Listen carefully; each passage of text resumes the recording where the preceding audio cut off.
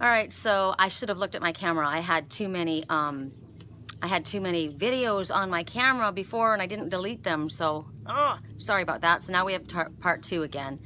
And this is just kind of, I'm having a hard time balancing this. So the crane is what we were finishing speaking about. So basically they're talking about there is possibly, you don't have to be concerned because there is protection, hidden protection around you at this time. But I was speaking to my friend this morning, just actually a few minutes ago, and I was telling her how I was given by Spirit that I felt that I was to keep my borders very tight. I was to keep and I said to her, I'm not giving out my phone number. I'm not adding anybody on Facebook. I'm keeping my windows, walls, ceilings, floors, everything. My boundaries are very, very tight right now. And I said, I'm not certain why it is, but I was told to do it, so that's what I'm doing. So please don't take offense if you ask a friend's request. I've had quite a few people, and I'm not accepting anyone at this time. But it also is saying that you may be the hidden protector of somebody in your life. You may be on an energetic level, offering protection and shielding someone in your life, a loved one in your life. Now, the next message that we're getting is interesting because everything has been about, lovey-dovey and except for the possible necessity for hidden protection around you, and you have to ask yourself what that might be for. For myself, I was given, what I'm supposed to do. I have had some, issues that I've been dealing with lately, and so in order to combat that, it's just best to maybe keep your secrets safe, close to the cuff. Any projects that you're working on, don't share them with anyone else. Whatever plans that you may have underway, don't feel the need to share that with anybody right now. It's best to keep it under wraps. There's a reason for it. So they're giving you this. Now they're giving you something else, which I find really interesting as well, because this has just shown up for me. Carnivorous fairy. A tempting offer has a high price. Now you look at this little girl, and she's a very pretty little girl. But look at the flowers that she has around her. They're Venus flytraps. Venus flytraps eat. They're vegetarian. They're plant, but they eat animals. So it's a carnivorous fairy that's coming after you.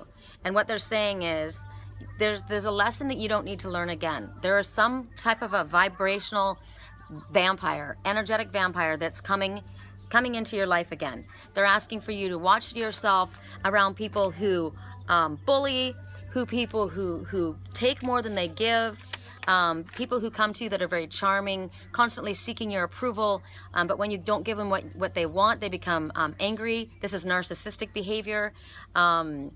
This is where there are unequal relationships where you're giving more and you're giving more in a relationship than you're getting back. So when you look at her, she's basically saying, look, I'm very innocent, I'm very pretty, don't you want to come a little bit closer? But be careful, she will eat whatever she gets around, even if she says she will not. So they're saying there's all kinds of different ways that you can look at this carnivorous fairy and what this situation could be. Pay attention to people that are sending out toxic energy, that are angry, people that feel entitled, the people that feel that, the world just owes them a living and they don't have to work. They're riding on the coattails or on the backs of others who do their work. I've literally heard people say, they owe me this. They owe me this. I'm entitled to this. And, these are the type of words that they want you to look at. And these are the kind of people that are seeking approval or attention or rewards without doing the work themselves. They just, I'm pretty, and so you should take care of me. I'm in a, whatever it is. It could be a person. It could be a group, an organization. You want to belong to this group, and in order to belong to this group, it's kind of like they'll let you in. But how do I explain that? They're kind of like, they treat themselves like royalty. They treat themselves like everyone is there to do their bidding. Or if I let you into my group, you can basically, I can be your master and you can be my slave, my whatever type of way that they want you to do this. Like I said, they can be very charming. They're not going to come across, they're not stupid. They're not going to come across aggressive and angry and attacking you. They're going to come up you very sweetly and lay it on really thick, right? And charming, because they want you to do what they want you to do for them. But if they don't get their way, if they don't get what they want, that's when they get nasty. So be careful of narcissistic relationships, people, situations. It's sad for them to behave that way, but it's even sadder if you get sucked in. So this is possibly a situation that you have already learned from. You've already seen this narcissistic behavior taking place in a situation, a person, a group of people. Don't get sucked in again. They're going to try and come and get you. I had this message a little while ago that somebody that you have already read, somebody that you've already figured out is going to, you thought you dealt with the situation. They're going to come back and they're going to offer you something, but it's a tainted offer. It comes at with a very high price. If you accept this offer, you're going to pay. You're going to pay. So be very, very careful. Be very, very cunning. Don't get too close. Watch them, observe them, but don't get too close. So whoever it is, somebody's about to make you an offer of something. I don't know, maybe they're going to ask you to join a group. Maybe they're going to ask you to have an affair. Maybe it'll be a married person asking you to have an affair. Maybe it's going to, whatever it is, just be careful. And the fact that, I don't know what this is coming for you, but just the fact that they're giving you this warning now, it's coming. So pay attention. And if you get that little kind of a, you know, that feeling in the back of your neck or your hairs stand up, pay attention. And don't feel like you have to apologize for, you know, not giving out your phone number or for not, you know, accepting invitations to meet, to hook up with people for certain things at this time. If you've been getting a warning about this right now and then something comes to you, this is your message that this is the one that you need to back off from. Now, maybe this particular person that comes and offers you something isn't there to do you any harm, but maybe by taking this opportunity or taking, maybe there's something attached to it that's going to cause you difficulty. So they're asking you to think twice, you know, be careful. But do be careful of the narcissistic, energetic vampires, the ones who have already shown their face to you. And maybe you feel like, oh, you know what, you know, things are better now and they're not acting that way and, you know, they've learned their lesson and so you get sucked in again because you've got a big heart.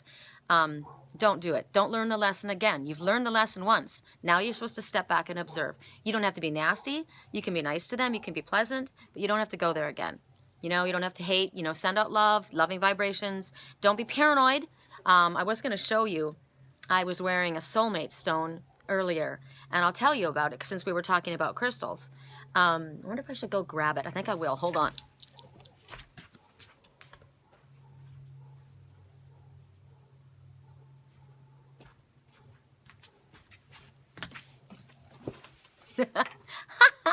Okay, so this is a soulmate stone. It literally is, it's a soulmate cluster, actually. Ooh, and the light's going to show us. So what it's got is it's got rose quartz, it's got rhodochrosite, it's got amethyst, and it's got rubies and garnets, and then it's got a clear quartz crystal. And then I added on it the little twin hearts. So this is a soulmate stone. This is to draw your soulmate to you. This is how you can use crystals to help heal a soulmate relationship. We got that already, right? How do you use crystals? So this is one of the examples. So I was wearing this yesterday. But what's interesting is my girlfriend Kimberly and I were talking, and she's the one who, we're both very into crystals. And we were talking about situations just like this carnivorous fairy. And I said, you know, I'm getting paranoid. You know, we need to not be paranoid. So I don't want you guys to be paranoid. And I said, what crystal can you work with when you have issues of paranoia? You know, because you don't want to look for trouble in everything. You know, when you focus on the negative, you're going to draw it to you, right? It's the law of attraction. It's the law. So we don't want to do that. We want to be wise. We want to be smart, but we don't want to have, and so when I went to do this reading and I knew what the messages were, I thought, okay, I want to hear what Spirit has to say. I want to listen to the warnings and to the guidance, but I don't want to be reading into things. I don't want to be, because if you start seeing something, what we think about, we bring about. So I don't want to look at a situation and create a problem, right, when there isn't one. So I said, please show me what it is that I need to be careful of and what it is that that's innocent to me, you know. And so I said to Kimmy, you know, we need to find a crystal that's good for paranoia. Rhodochrosite. This deals with feelings of paranoia or stress or strain, and it literally is the stone that they work for with people who have paranoid schizophrenia.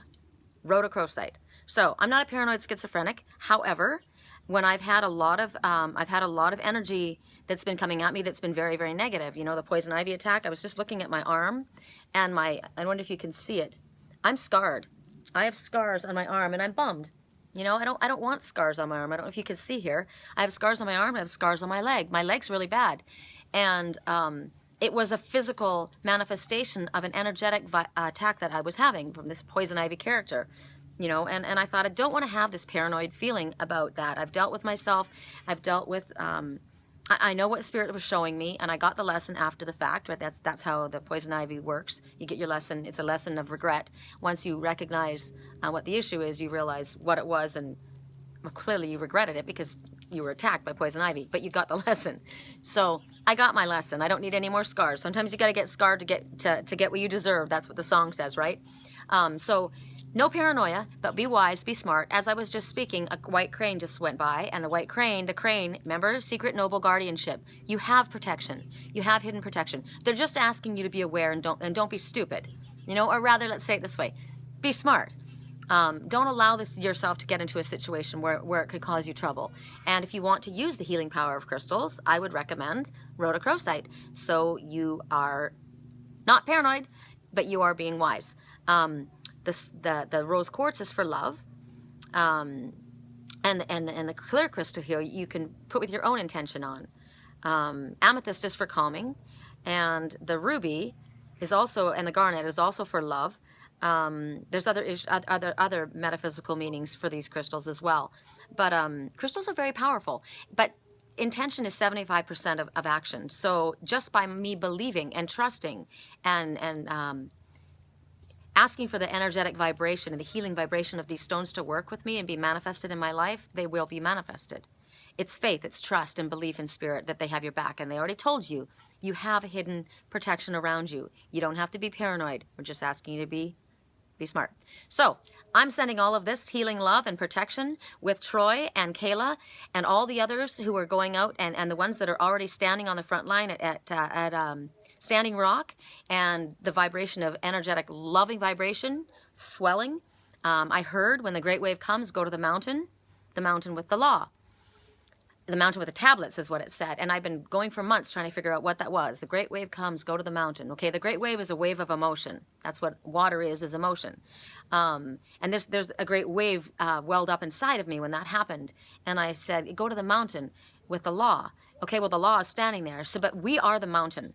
Spirit is the mountain. That is love.